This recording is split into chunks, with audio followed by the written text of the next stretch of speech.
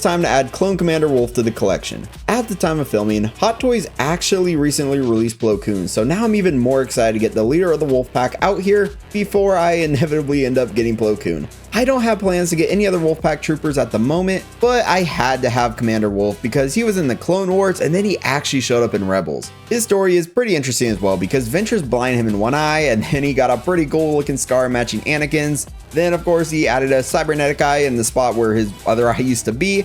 Later on he removed his inhibitor chip and he has some awesome looking armor that we need to look at today. As you all know, all good unboxings start with the box, and this is another basic black Star Wars box. There's a nice image of Wolffe up front, just rocking that Phase 2 helmet and armor. The wraparound banner is done in a vibrant blue and yellow color, which they've done for most of the Clone Wars releases. This is TMS 141. There's a nice image of Wolffe rocking that Phase 1 bucket on the other side of the banner. Then the rest of them can be seen on the right side of the box along with more of the figure info. The other side of the box has an image of Wolffe without the helmet on, and I am so excited to take a closer look at that head sculpt. The back of the box just has a bunch more figure info. Then the top and the bottom of the box just state Star Wars. Let's slide the top off now and we can see the art on the slipcover. This looks pretty awesome with Wolffe standing there holding his DC-15 blaster wearing that Phase 2 armor. Then in the background there's an awesome looking Wolffe logo, which I do believe is the same Wolffe logo he actually has on his shoulder armor. Let's remove the top little tray here which holds his weapons, jetpack, and blast effects. But now we need to get the plastic top off the tray and get Wolffe out here. But real quick, if you enjoy content like this, make sure to subscribe to the channel, hit the like button, and hit the bell to be notified when new content goes live. Now, let's get into it. Getting him out here, this looks pretty good, but by now, Hot Toys has Clone Trooper production down to a science. Let's just take the protective plastic off him real quick, and right out of the box, he has the Phase 2 helmet on.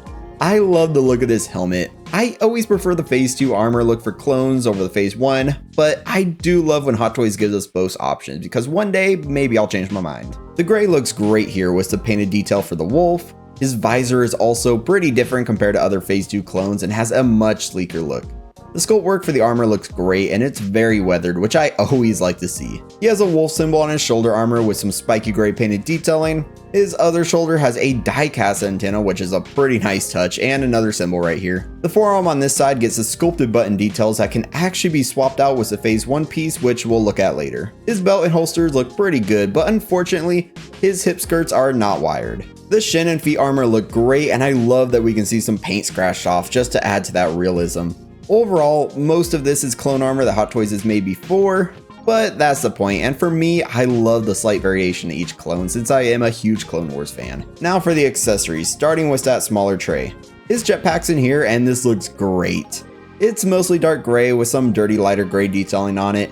I do love the red triangular accent and then the red rings around the nozzles. The missile piece is removable and we do get 2 blast effects that we can actually try to peg into the missile if you want to, but it's not really meant for that and I personally wouldn't force anything. You're supposed to peg these into the jetpack itself, and when you do that, it looks awesome. This whole piece magnetically attaches to the back of the figure, but it's not very secure. It won't shake off easily, but it does slide around a little bit and it takes a second to kind of align it to where it's pretty straight on his back. I can't complain too much though because I do prefer when Hot Toys uses magnets for jetpacks over the pegs or hooks they used to use so the figure can still end up looking good even without the jetpack attached. He gets 2 DC-17s. The sculpt work looks good and these are painted in a nice gunmetal gray with a silver brushing on top to give these that metal-like appearance. The same can be said with the DC-15 blaster, and to me, this is the blaster I will probably end up posing Wolffe with in the display. The head sculpt is phenomenal. I know it's just a clone, but they actually sculpted the scar into the head sculpt and the detailing for the skin and hair just looks great. The cybernetic eye looks really good with that milky white color for the iris area. Then he also gets the rolling eyeball feature, so you can adjust the eyes until you're satisfied. Popping the head sculpt on the figure. Yeah, it looks incredible. I do love how this looks since Hot Toys gave him a skin tone neck this time for added realism, but I also love the more unique look to his helmet because it's a bit different than other Phase 2 Trooper helmets. So for me, this may be the toughest decision as I don't know if I want to use the head sculpt or the Phase 2 helmet yet, but we also have a Phase 1 helmet to look at, and man, of course this one had to look awesome as well. It has a very similar look to the Phase 2 helmet when it comes to the paint job. Just putting them side by side, you can see the similarities with the red and yellow accents, and then of course that larger wolf design across the whole thing. But one standout difference to me is the rangefinders, because they're actually two different colors, but both of them can still articulate downwards. Putting this on the body, man, it looks awesome as well. I do have to say I like the Phase 2 helmets more, but he still looks incredible as a Phase 1 trooper if, of course, that's your thing. To complete his Phase 1 look, we get a swap out forearm piece, which I guess just has less buttons. To swap it in, we just want to take his hand off so we can slide the gauntlet off. Then we'll use a provided tool just to pop the gauntlet piece off there. Then we just take that Phase 1 piece and just peg it in place. I am very glad the Hot Toys actually pay attention to the tiny details like this, and now we get to see that completed Phase 1 look complete with the jetpack. But yeah, I'm definitely a Phase 2 Clone Trooper armor guy, but definitely let me know your preference in the comments. Now for the hands, and right out of the box you get a pair of relaxed style hands. Then a pair of trigger finger hands, and these hands look pretty good, although they're pretty much reused from other clone troopers. The fingers do look a little melted together though, I don't really like that, but the armor plate on top looks great in that dark gray color. And of course, I love that it has some speckling in there to show some weathering. He then gets 2 pointed hands where the right one points with 2 fingers and the left one points with 1, and he also gets an open palm style hand. He gets 2 thermal detonators, with one being a full spherical detonator and the other being a half detonator that they use to kind of stick on walls or blow up walls and stuff like that. He gets a data pad and it's sculpted and painted pretty beautifully, although I think that's a sticker on there for the screen. But I have 3 now since other clones came with it, so I think his can go back in the box since this has just become like a standard clone accessory apparently. The chrome nameplate on his base says Clone Commander Wolffe. Then the base itself is pretty basic. It's the classic rectangular style Star Wars base, but I do like all the scratches on top. His waist clamp is interesting as I believe it will allow him to elevate himself since he gets a jetpack, but we'll see when we pose him. And I'm kind of glad they didn't give him a flight pole. This of course just slots into the base. Let's look at the articulation now, and I kind of want to try something new for this segment where instead of me talking over the articulation, I'll just articulate them on camera and let you observe. So definitely let me know what you think of this style for the articulation section down in the comments.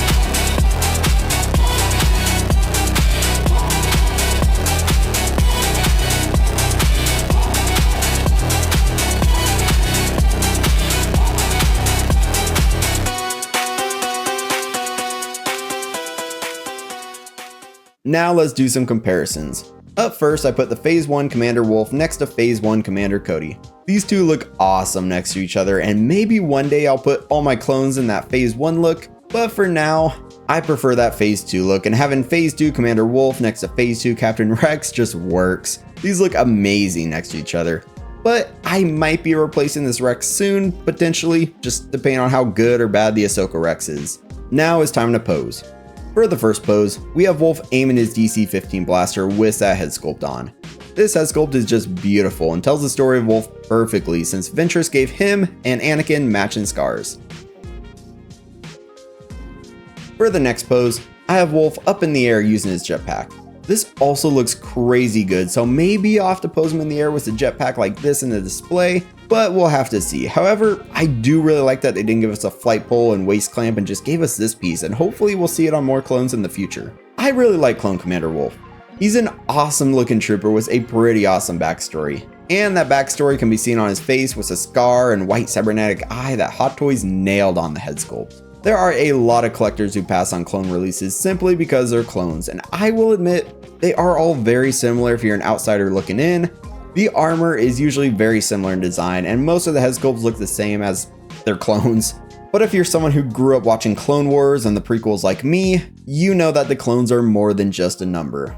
They each have an awesome story that develops as each season goes on. You get attached to the clones and want to see what happens to the soldiers that were literally grown just to fight, even after the Empire says their time is up. And each of them are led by a general, which turns out to always be a Jedi. In this case, Wolffe is led by Plo Koon, who also gets an amazing story in Clone Wars considering he's the one who recruited Ahsoka. Like I said, that figure also released recently, so I plan on picking him up to go with my Wolffe, so definitely keep an eye out for that review whenever I end up getting him in my collection. So for me, Wolffe is an awesome release and one that I'm happy to add to my collection. But I know he won't be for every Star Wars fan out there, especially at Hot Toys prices when there are honestly more iconic characters your $280+ can go towards. If Hot Toys made clones cheaper because they have the molds and they're all pretty similar, that would be awesome, but sadly, we all know that prices are only going up.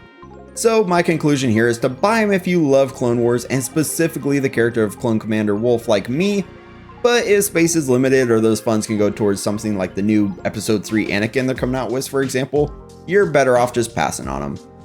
But let's talk about Clone Commander Wolffe down in the comments. If you enjoyed the video, definitely give it a like and hit subscribe for much more content like this. Check out another figure review in the playlist that'll pop up, maybe the review for one of the ARC Troopers, or check out the collection tour to see how my collecting journey's going. As always, thank you to the channel members. I look forward to talking to you all again very soon, but until next time, stay 6 scale.